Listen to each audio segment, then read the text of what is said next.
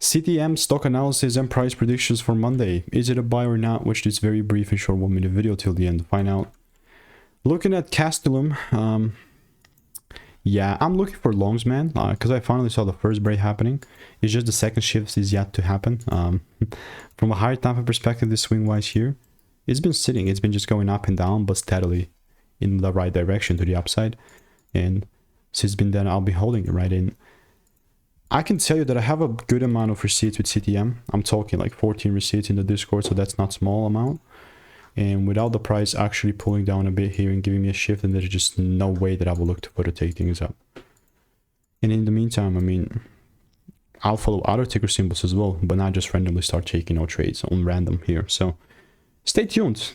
Could be exciting times. If you want to get free money making emails and insights, click the first link in the description. I will continue to keep you updated. Goodbye and enjoy.